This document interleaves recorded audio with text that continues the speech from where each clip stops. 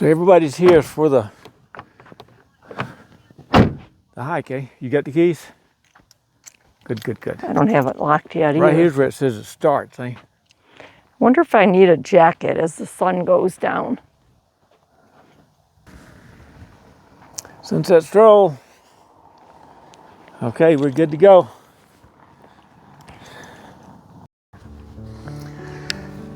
Well, let's go see what's on the other side of the dune. Man, fight the stroll. Baby's doing a sand angel. Huh. Says no parallel parking. I don't know how they're going to park that Class C up there. Oh, wow. Do you want me to take a picture of you? That'd be nice. Okay. Thank you. Sure. No parallel parking, but they did it already anyway. 1, 2, 3. Class C motorhome. I'll try to get another one. Yeah, with that mountain in the background. 1, 2. Maybe I'll zoom in a little. 1, 2, 3. Okay. Thank you. You're welcome. No problem. There you go. Selfie walking down the thing there. Look at that. In the sand dunes. Mm-hmm. Yes. It's pretty nice. Yeah. Okay. Okay. Turn it back around. See where we're walking. Look at somebody pulled right next to our Jeep. They're crazy. Look at that. What is wrong with people? I don't know. Can't even open the door. Yeah. Oh well. I guess if you slam your door into their car, it's their fault. Yeah. We'll probably have a ding in our door. Oh well. People are funny. You get no parallel parking, babe? Yeah, I don't know if you'll be able to tell they are, but Well, there's a sign right here that says no parallel parking. yeah. Oh well.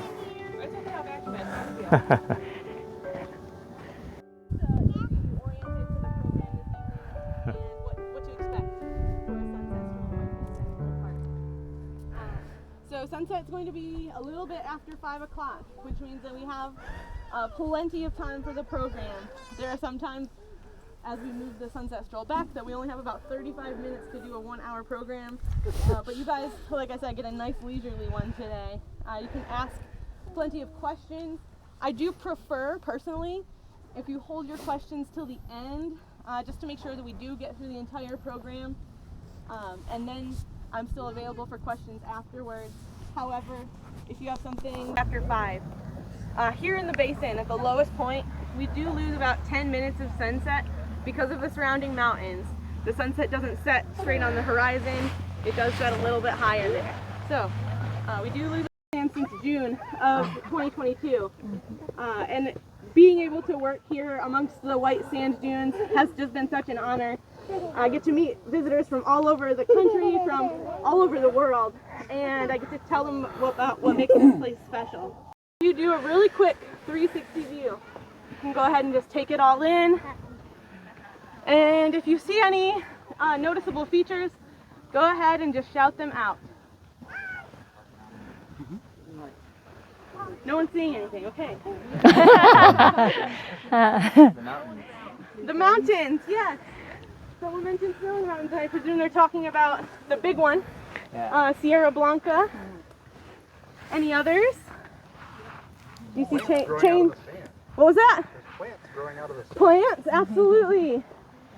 If you look around, maybe you think that this is a barren lunar landscape. That might come into play later. But we do have a lot of vegetation here. It is not a barren wasteland. It's a thriving and active environment. What else did you see? We saw some mountains. Anything else? You can look up and down. That's a great question. We're going to talk about it here. So, we've pointed out a few things. I'm going to help you out with one of them, the sand. That was so easy. I thought for sure you'd get it. So as we looked around, we saw the mountains. The ones behind me are the Sacramento Mountains. And as I mentioned, the snow-capped peak of Sierra Blanca. Behind you, where we're going to be watching the sunset this evening, those are the San Andres Mountains. A little bit to the south there, we have the Organ Mountains as well. A kind of cross chain there of mountains. And if you look where we're standing right now on the gypsum dunes, you might notice that we stand between these two mountain ranges in a lower area. And this region is called the Tularosa Basin. And it formed in a very unique way. About 250 million years ago, if you had visited the Tularosa Basin, there would be no basin, but we'd actually be underwater, under the Permian Sea, right along the edge. And over time, over millions of years, as the Permian sea level rose and fell, there were dissolved elements in there, most notably calcium, sulfur, and oxygen for the formation of the park. And as those concentrations rose and fell, at certain times there would be more of them when the water level was lower. And when the water level rose, it would decrease the solution. And over time, those elements actually combined, and they formed a very soft and white mineral called gypsum. We know gypsum rock as alabaster. So if you're familiar with carving or sculpture, that's what alabaster is. It's gypsum. It's very soft, and as I mentioned, it's white. It dissolves easily in water. Those are some of its key features. And if we look to the mountains, especially the Sacramento Mountains behind me, you might notice some white banding, correct? So that white banding that you're seeing is the evidence of that gypsum from the bottom of the Permian Sea 250 million years ago. As you can notice, we are no longer under the sea, and that gypsum is now high above us in different layers of the mountains. About 70 million years ago, the western portion of North America started to have a very significant geologic shift. Forces from under the earth started pushing and having pressure under the plates of North America, and it raised some of the most iconic mountain ranges all across the western U.S. The Rocky Mountains all the way down to Mexico. And as it pushed that landscape up in this region, it formed a singular mountain range. About 30 million years ago, the forces were so great that were pushing up against that chunk of the earth that it started to tear apart, pulling at the seams. And that one area of uplifted land started to rip apart into two distinct zones. And there was an area between them that started to sink down.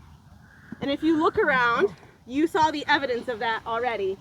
Two mountain ranges and a low area between where we stand right now. That low area is called the Tularosa Basin. As we continue to all of our next stops, we're going to talk about stories that have taken place within this landscape. So it's important to understand how it formed.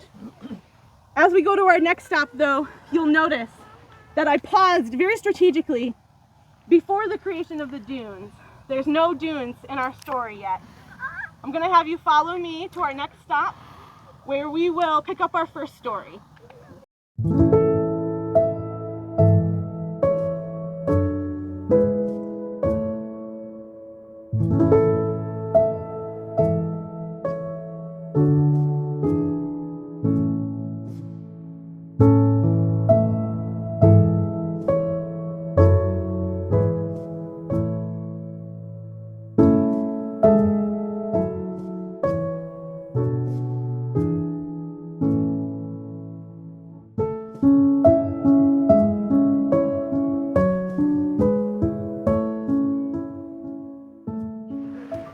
The two mountain ranges on either side, we see a very similar view to what this region would have looked like about 24,000 years ago, but with one very important exception: no sand dunes at that time. So in our mind, we can imagine what this region would have looked like without the dunes. We can think about and throw out different ideas for what we think.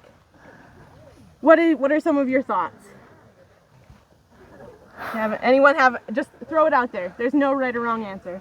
The other parts of the desert. Other parts of the desert, okay. Rock. Rocks, okay.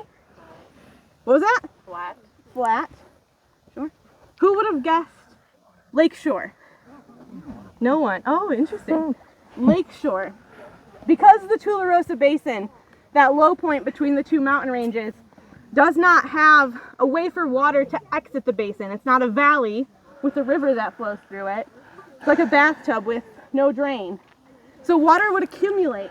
And 24,000 years ago, during the deepest parts of the Ice Age, this region had a much different climate, as ice sheets over the northern parts of North America made this region moist and less arid than it is today. It received very significant levels of rainfall, and Sierra Blanca, the snow-capped peak behind me today, instead of being snow-capped, was glacier-capped. And so this region had a lot of rainfall and snowfall. And what was one of the main characteristics of gypsum that I mentioned? Water soluble. So where do you think all that water, or that gypsum, ended up? Yes, in Lake Otero was the name of that historic lake. And it was about the size of the Great Salt Lake in Utah. Very similar, in fact. And because of its size, it had a grassland ecosystem. And so it grew a lot of tall grasses along the shoreline. And during the Ice Age, it became an oasis, gathering area for Ice Age megafauna, or giant mammals. Things like Columbian mammoths, the slightly smaller cousin of the woolly mammoth. Short-faced bears, which are the smaller cousin of today's polar bears, or the larger cousin of today's polar bears, I'm sorry. Saber-toothed lions, or saber-toothed cats, and all sorts of other things. One of my favorites is a 10-foot ground sloth. So not like the little cute tree sloths we see today, but a towering 10-foot behemoth that had 3 large claws. We know that these animals once lived here in great numbers and walked along the shores of Lake Otero because they left their footprints on its muddy shores. And over time, those footprints filled with harder minerals, fossilized, and they are revealed today as the erosion process continues on the western portions of the park. So scientists, paleontologists can study those footprints and learn about the Ice Age climate and the Ice Age ecosystem that lived here, that flourished here at that time. While they were studying those footprints, which were a very significant find, one of the largest collections of footprints from the late Pleistocene anywhere in the world, they started to see a set of footprints from another mammal, something that walked on 2 legs quite regularly. It had 10 toes, a heel, and a ball of a foot. Sasquatch. It's oftentimes mistaken for a Sasquatch because as it walked through the mud, its footprints would be elongated. And I bet if we all took off our shoes this evening and did the Sunset Stroll barefoot, it would look very similar to that. And that's because those were people. People just like you and me who lived in the Tularosa Basin along the shores of Lake Otero during the Ice Age. Now, based on what I've said already, you can imagine that it was a much different world for them. Imagine instead of seeing a soap tree yucca or a 5-pound kit fox at White Sands National Park, you instead see a 10-foot ground sloth with 3 large claws. Don't worry, they're herbivores. They will not eat you. So this was a much different area, but we know that people lived here as well because of their footprints that were left behind right along with the Ice Age megafauna they lived amongst. We also see footprints of people who are walking directly in the tracks of giant sloths who had walked there only moments prior, maybe following them. We see the footprints of groups of people, a little bit smaller than our group this evening, about 20 or 30 individuals walking together. So we know that they had some sort of community. We see individuals walking alone, maybe looking for solitude, or maybe going on a solo hunting expedition. We see my favorite trackway. It's a mile-long track of someone about my size, and they're walking along through a very muddy area, and we know because despite their small stature, their footprints slip quite significantly. They're carrying something heavy. And every so often, along that slippery surface, they'll stop and they'll put that object down. They'll readjust their weight on their hips a little, and then they'll pick it up and continue on. And where they set that object down, we see two small footprints, a child.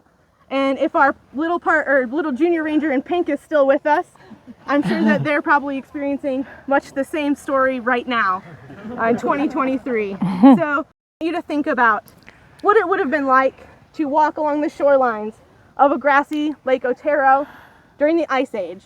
And to demonstrate that, we will be walking through a grassy interdune area today. I want you to use your imagination, edit the dunes out, and instead, maybe you put in a lake shore standing next to you.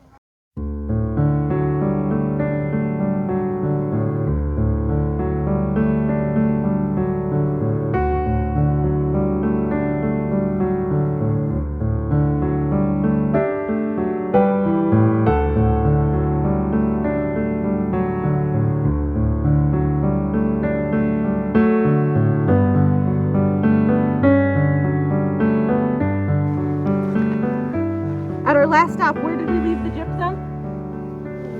No, not in the mountains.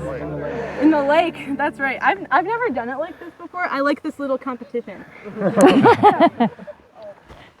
So, as we mentioned at the last stop, if you had visited here, it would be a shoreline of a lake shore, Lake Otero. And the gypsum from the surrounding mountains is dissolved in those waters. And over time, we know that the Ice Age ended in North America. I know this because I grew up in Michigan, and if it hadn't, I would still be living under a glacier. And so we know that it ended, and eventually those glaciers receded from the northern portions of North America. And when that happened, this region underwent a huge change in its climate. Rather than having predictable rains that could sustain a large inland lake, and regular snowfall and rain runoff from those events, those things kind of collapsed. And over time, Lake Otero could no longer sustain a full-time lake. It started to shrink over thousands of years. And about 10,000 years ago, Lake Otero, that historic lake, ceased to exist at all. It had dried up completely. And in its place was a playa lake. It would fill up for 3 months or so during the winter monsoon rains, is what we call them. And then over the next 3 or 4 months, it evaporates again. But it still continues that process of bringing gypsum down from the surrounding mountains in the form of very small runoff and leaving it behind on the bottom of that lake shore. That gypsum, as the water evaporates, is known as selenite. It's a very soft crystal form. It forms in like plates, kind of like mica, and it's very fragile. It breaks apart very easily, and you can see on this one it's even broken apart a little since it's been in my ownership. Over time, over about 4,000 years, that exposed selenite on the lake bed was exposed to the wind, and it started to break down. Those small pieces breaking off, being picked up, bumped into each other, breaking into smaller and smaller pieces. The winds here were very significant to build up the dunes on which we stand over only about 4,000 years. And so we pick up our story of the people of the Tularosa Basin living amongst this area as the dunes formed. We see evidence in the Tularosa Basin and in areas near the park of Clovis people from about 13,000 years ago. Arrow points made for hunting the very last of the Ice Age creatures. We see an evolution around 11,000 years ago as the Ice Age ended and those creatures, the large megafauna, the Columbian mammoths and the ground sloths, as they went extinct, to smaller points made for hunting bison. We see evidence of people existing throughout this region for centuries. until eventually, about 700 years ago, this region had a very similar landscape to the indigenous people of which we know today here in the Tularosa Basin. If you take a look at a map of the United States from this website that I borrowed it from, called native-land.ca, you can see not just the US, not just North America, but you can see anywhere in the world the historic traditional homelands of indigenous people, anywhere you may be. You can look up your home, you can look up places where you'll be visiting. If you look in this region with Alamogordo right in the center of the map here, you'll see that there's a convergence of many indigenous people. We see mostly Apache, Mescalero Apache predominantly in this area, but also Lipan Apache to the south, Jicarilla Apache to the west, and other groups as well. They came to this region about 700 years ago, and they were nomadic. And so they lived amongst this region, but never in one particular community. And they get their name from the mescal agave, which is a plant you probably won't see in the park because it's not gypsum tolerant. It cannot establish itself here. But it was a staple of their food source. And they could also come in to the surrounding white dunes on which we find ourselves. And if you look, many of the plants that you'll see could have been used for some purpose. In the interdune areas, we see Indian rice grass, which could be harvested. The soap tree yucca, an iconic species here in the park, could be used for a multitude of reasons. Quite a strong connection over thousands of years, despite the fact that this area, for about a 4,000-year period, would have been basically a blast furnace of sand building up across the landscape. It wasn't completely uninhabited, and it never has been. People have existed here. They've adapted to challenging environments, and they've continued to make a life right here in the Tularosa Basin. The skunkfish sumac, this poor thing is holding on for dear life in the summer. And now it doesn't have any leaves, but in the summer it gets, well, you know, a small amount. This poor thing. It's the circle of life, friends.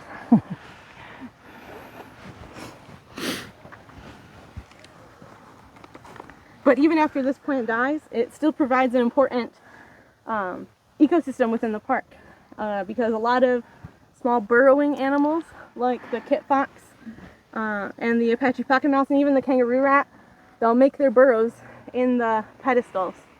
They're nice and warm in the winter and cold in the summer, much like an adobe house. Round up the indigenous people of this area and establish the reservation system. And initially they selected a location on the Rio Grande Valley on the other side of the Tularosa Basin.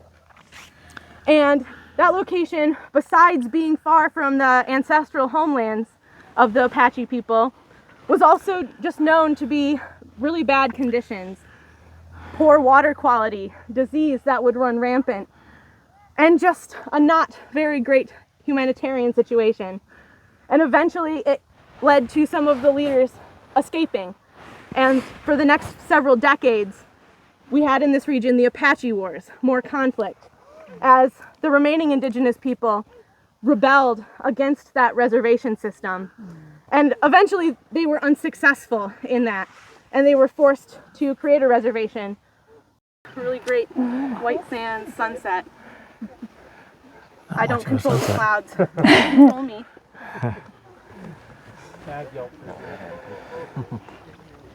All right. But that's okay, because now we can stay here for another 2 hours. Just kidding. Okay. So, conflict was the theme of our last stop, and how over many years this region was plunged into different conflicts. And that didn't really end even until the modern era. Right here in the Tularosa Basin, there was a very significant event which took place during the end of World War II on a very hot July morning in 1945. And it only took place about 60 miles from where we stand right now.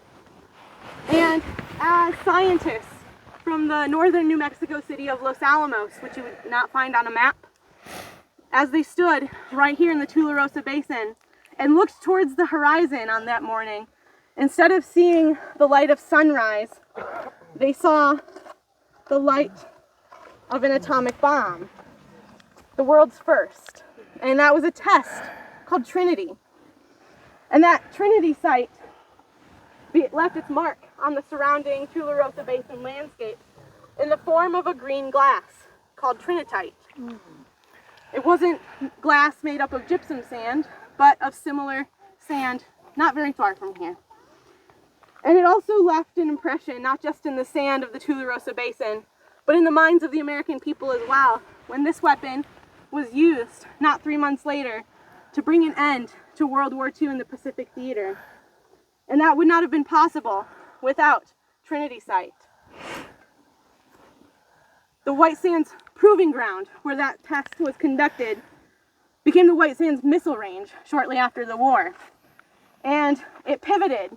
It's still a test site for many U.S. military agencies, but it's also everyone's favorite government agency, NASA, a test for rocketry and different instruments that they use on their space missions.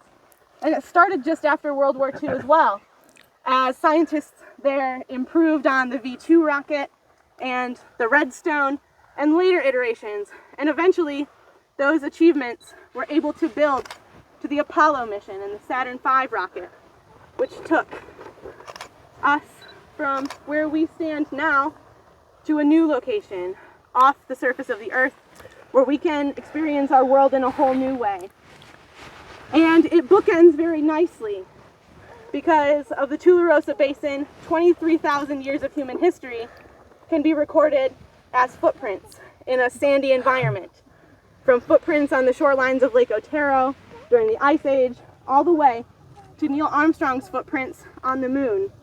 And as he said, that's one small step for man and one giant leap for mankind. Many of these moments that have happened because of the work in the Tularosa Basin have left an imprint on the minds of people just like you and me. And in the future, it will be relevant as well. Our next space missions are manned missions to Mars. And the Martian landscape features gypsum sand dunes, just like the ones we stand on today.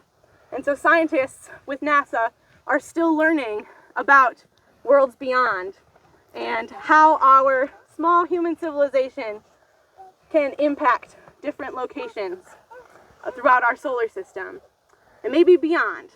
And as we head to our next stop and our last stop, we'll wrap up and hopefully we'll get those beautiful skies, like I said. And we'll talk about not just how you can relate to it, but how you are the continuing story. Well, no sunset tonight. No, not a pretty Hidden one. by the clouds. Darn it.